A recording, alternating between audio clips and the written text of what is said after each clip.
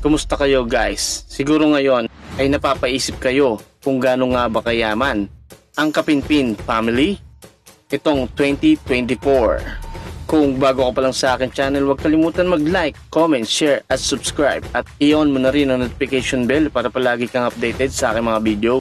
Well, isa nga ngayon si Sir J-Bean sa pinakasikat na YouTuber at sa Facebook at may pinakamalaking sahod sa YouTube at pinakadominanteng vlogger dito sa Pilipinas at magaling din na content creator at alam kong napapanood mo rin siya sa Facebook or sa YouTube. Sila lang naman yung family na may hilig mag-prank. Since pandemic nagsimula ang paggawa nila ng mga videos na nakakatawa at talaga namang matutuwa ka sa mga videos na napapanood mo na ginagawa nila, like mga prank at mga surprise ni Sir J-Bean sa kanyang mga kapatid. At kung since day na nanonood ka talaga sa kanila, ay sobrang laki talaga ng pinagbago ng buhay nila.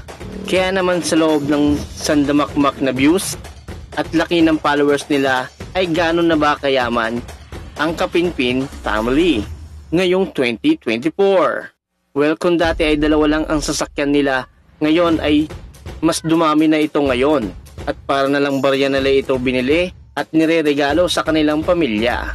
Kung noon ay maliit pa ang bahay na pamana sa kanila ng kanilang ama at sila ay nagsisiksikan, pero ngayon ay nasa magarang at malaking bahay na sila nakatira. At ito nga naging regalo ng Sir J-Bean sa kanyang nanay last year. At ang bahay nga na ito ay tinawag nila na Camp Pimpin. Sobrang laki ng bahay na ito at fully air conditioned pa. Kahit ang walking closet. Grabe yun, walking closet pero di aircon, mapapasana all ka na lang talaga. Heto nga ang napakalawak na bagong bahay at napakarami ang nai-inspire. Well, mula nga ang yaman ni Sir J-Bean ay sa paggagawa nila ng mga vlog na million views nga ang pumapasok araw-araw.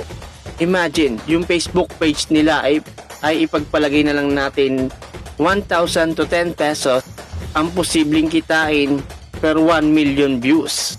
For sure, hindi bababa sa 500k ang sasahurin nila per month. Sa YouTube naman nila ay according sa Social Blade ay sa loob ng 30 days ay kumita na sila ng $18,000, $287,000.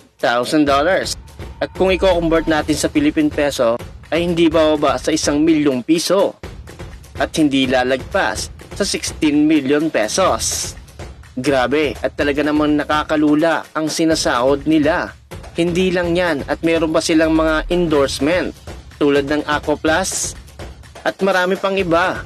Pinasok na rin nila ang investment at business gaya ng clothing line nila na Surge Clothing Apparel na talaga namang malakas na rin dahil sa fame na meron sila.